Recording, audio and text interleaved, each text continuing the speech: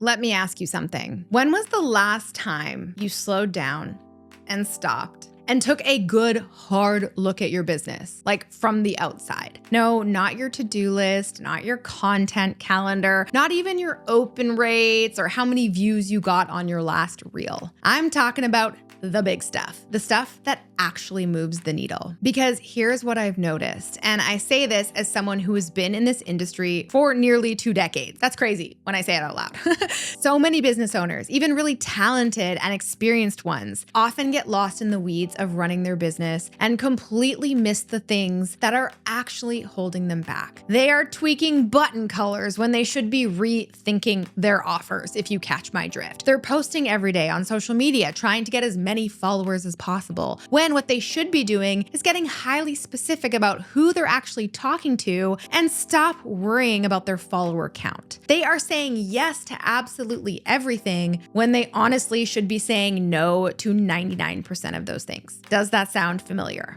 Yeah. So today I'm going to walk you through 6 brutal questions that I ask myself every 90 days to think more like a CEO. And I promise you, if you answer these questions honestly, at least one of them is going to hit. Question number 1, am I tripping over pennies on the way to dollars? So this one is near and dear to my heart because I have been so guilty of this more times than I care to admit. Am I tripping over pennies on the way to dollars? So here's what I mean by that. It is so easy, especially as a marketer or a business owner, to spend enormous amounts of time optimizing the small stuff. I mean, we live for optimizing, right? Optimize. We're testing button colors, subject lines, graphics, font choices. We are splitting pixels over here, the kind of stuff that makes you feel productive because you're technically working on optimizing your marketing, but the cold, hard reality is none of that little stuff matters if the big stuff is not working. If your offer is wrong, or if you're talking to the wrong audience, or if your message is way off base, you gotta do some heavy lifting. I had one client who said something once that honestly has stuck with me, and it has become my philosophy for business. He said, test the forest,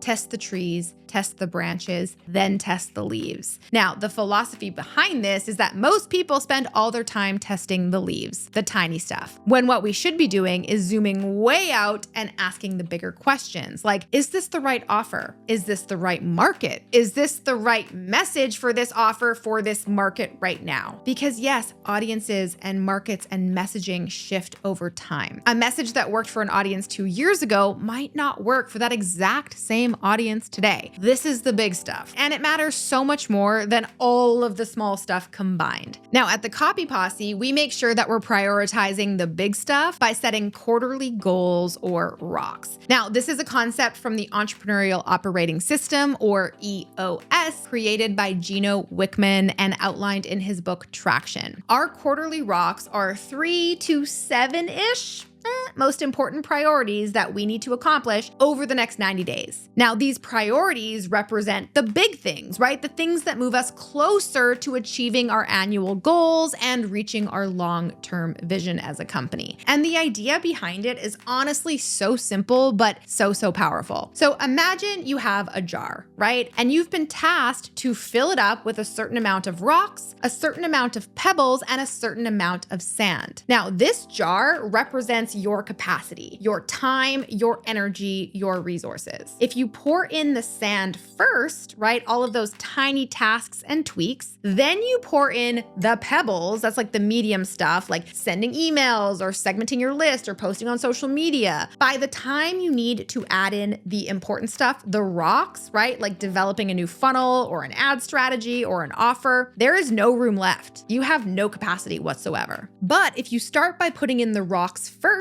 then the pebbles that fill in the gaps, then the sand that fills in the cracks, it all fits. So the question I want you to leave this video with is, are you pouring in sand when you should be placing rocks? What are the big swings in your business that you keep putting off because you're too busy with the small stuff, optimizing all the little things that don't really matter? All right, next up, question number 2. What am I willing to do that others in my industry simply are not? So this is a question about differentiation, and I'll answer it from my own experience because it'll hit differently than any generic generic advice I could give you. I know what I am willing to do that most people in my industry are not. Show up consistently in real time, and a lot of the time for absolutely free. Since 2019, I have posted a new video on this YouTube channel every single week. That's well over 300 free tutorials on everything from copywriting, marketing, branding, mindset, and business, and tons more in between of all of it. Free. Every week, well, almost every single week, I have taken a couple breaks for 7 freaking years. And I know what you might be thinking, Alex, doesn't that give away too much? Shouldn't you be saving all of your good stuff for your paid programs? No, absolutely not. And here's why. In a world, I sound like the start of a movie trailer, in a world where everyone is hiding behind automations, AI-generated content, and templated email sequences, showing up as a real human being consistently with genuine value, yeah, that is the differentiator. But it goes so much farther than YouTube. Inside my private communities, I show up live every single month for Q&As, not pre-recorded videos, not a chat bot, me live answering questions in real time and coaching my community through some of their biggest roadblocks and challenges. If you've been part of the Copy Posse for any amount of time or taken literally any of my programs, you know that I don't hold anything back. I really pride myself on over-delivering and giving away way more than people expected, because there is a lot of bullshit out there. And here is what I truly believe. People don't just want information. They want insights, they want access, they want personalized feedback. They want to feel seen. They want to know that the person they are learning from actually gives a damn about their success. And that level of fierce dedication and commitment, that willingness to show up live consistently for my posse year over year, that is what builds the kind of trust that no funnel, no automation, and no AI tool can ever replicate. So the question for you is, what are you willing to do that others in your industry or your space just aren't? What commitment can you make and actually keep that signals to your audience, to your clients, that you are different? Because the answer is your edge, and it's the thing that will compound over time in ways that shortcuts never will. All right, question number 3. Am I repelling the people I'm not for? Now, I know that sounds counterintuitive, right? We're marketers. We want to attract people, right? Why would we ever want to repel anyone? Well, the truth is you cannot attract without also repelling. It's science. So think of a magnet, right? It creates 2 opposing forces. It creates polarity, and your message works in the exact same way. The clearer and bolder you are about who you are and what you stand for, the more powerfully you attract the right people. So let me give you a real example from my own business. When I started my YouTube channel and launched the Copy Posse, I made a very deliberate decision to be hyper specific. I was talking all about copywriting, and more specifically, what I hated about the copywriting industry. I didn't talk about social media, not blogging, not general business tips. I was talking about copywriting. And I had a lot of really well-meaning people tell me, you know, Alex, you'd probably grow faster if you broadened your content a bit to, appeal to a wider audience. And listen, I get why that advice sounds logical, but I did the exact opposite. I got more specific. I doubled down on my values. I got clearer on who I was talking to and who I was not talking to. And I made sure that my philosophy of anti-bro marketing was front and center. And what happened? The people who were meant for me found me, and they found me fast, and they became customers fast, and many of them are still customers. Because when you speak directly to someone, they feel seen. They feel like you're talking to them and only them, and that is such a powerful strategy. So the question is, are you trying to appeal to everyone? Because if you are probably resonating with no one. So get specific and repel the people who aren't for you fast so that you can attract the ones who are. Now, moving on to question number 4, am I thinking like a CEO? This one is also personal for me, and I really want to be honest with you. It's a tough one. For almost 10 years, I was a solo freelancer. Just me, no team, no one to delegate to. I was the writer, I was the strategist, I was the project manager, the customer service rep. I was all of it. And I'll be honest, I got really freaking good at being the one person who figured everything out for myself and for my clients. But then I started the Copy hobby posse, and my business grew, and then I hired a team, and my team grew. And that skill of being the person who figures everything out honestly became my biggest liability. What color should this graphic be? How should we respond to this customer email? What should we do about this tech issue? I don't know. I wanted to scream, right? I can't solve every single problem all at the same time. When every single decision, big or small, flows through you, you become the bottleneck really freaking fast. And I realized really quickly that if I didn't change the way I operated, I was going to slow everything down, including my own growth as a leader, and then burn out in the process, which is no fun. I've been there.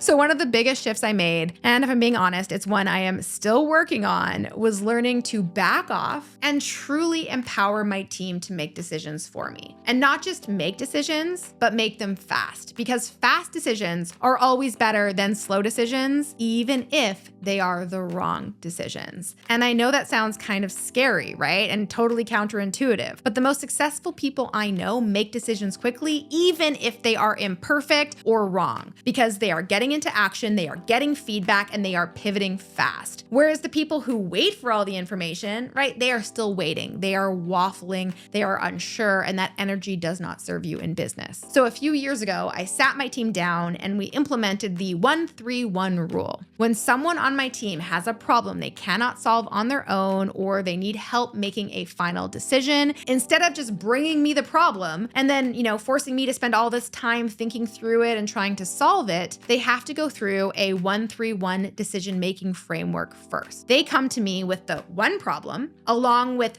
3 possible solutions, and their number 1 recommendation for the best solution or path forward. And honestly, 9 times out of 10, I totally agree with their recommendation. And by the time it gets to me, all I have to do is say, yep, move forward, I agree. So ask yourself, where are you the bottleneck in your own business? And what would it look like for you to trust yourself or your team to move a little bit faster and make decisions like a CEO? And question number 5, where am I overdoing it? Yeah. In 2024, I was doing everything, and I mean everything. I was spending more money on ads, more than I had ever spent before, right? I was segmenting my list for the first time. I was building more complex funnels. I was posting on social media every day. I was filming short form content like a crazy person. I was speaking at masterminds. I was launching new memberships and mini courses left, right, and center.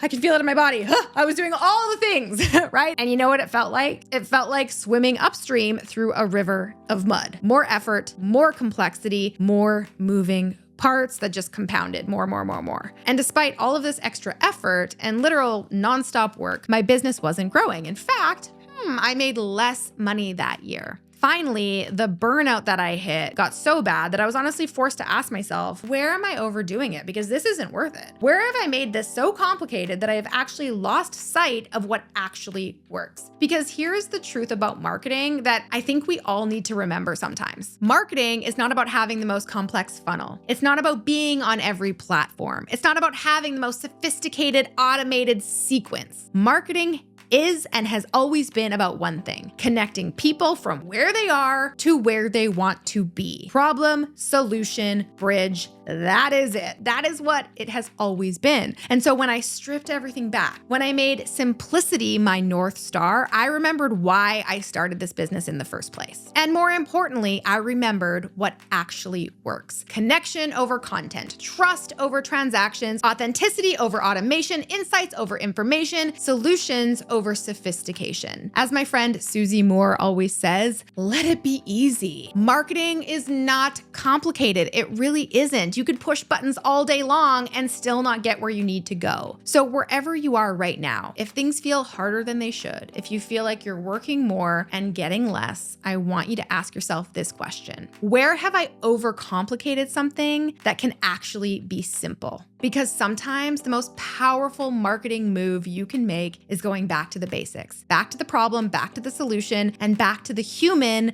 on the other side of your message. And next up, question number 6. Am I being specific enough in my messaging? We live in a very noisy world right now. Everyone is creating content. Everyone is running ads. Everyone is showing up online trying to get your attention. And the vast majority of it honestly just blurs together together in one generic blob. Generic hooks, generic advice, generic calls to action. The cost of gaining attention is going through the roof, and the antidote to generic is specific. So I already talked about how being specific in my audience really helped me build the Copy Posse from the ground up, but I also want to give you a more tactical and practical example of what this might look like in your marketing right now. So something we kind of discovered by accident was some of our best performing ads, the ones with the highest click-through rates, the best conversion rates, and the most qualified leads, are the ones that open with a direct call out to a specific person. Copywriters, freelancers, marketers, business owners. Starting off our ads this way immediately signals to the right person, hey, this is for you, pay close attention. And it immediately filters out everyone else, which is a good thing because those people would probably never buy from you anyway. Now, here's the thing about specificity that I really, really want you to understand. I know it feels scary. I know it feels like you're leaving people out. It feels like you're making your audience smaller, but the opposite is actually true. You have heard it 1,000 times, right? When you try to speak to everyone, you end up speaking to no one. So it sounds easy on paper, but I get it. It is a lot harder to stick to your guns when push comes to shove. So you will be tempted to make your messaging like a little less specific, a little more broad, but I urge you not to. So now the only question is, who are you really talking to? And are you actually brave enough to say it out loud and to call out your customers? Are these questions sometimes uncomfortable? Yes, but they have had such a massive impact on my business that I literally come back to them over and over and over again. Am I tripping over pennies on the way to dollars? What am I willing to do that others in my industry are not? Am I repelling the people that I am not for? Am I thinking like a CEO? Where am I overdoing it? And am I being specific enough in my messaging? Of course, asking these questions is one thing, but having the space, the community, and the support to work through the answers and implement real changes in your business, well, that is a whole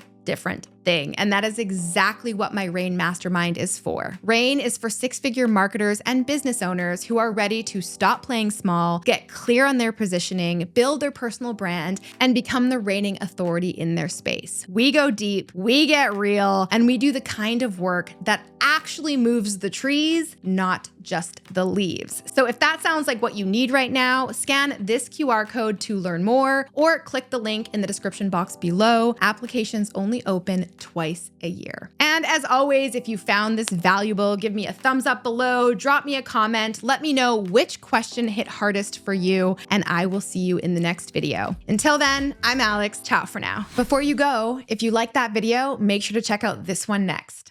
Over the years, I've received marketing advice that is worth millions of dollars. No, not because it's complex or complicated or because it reveals some secret hack to overnight success. And I promise you, it is not contingent on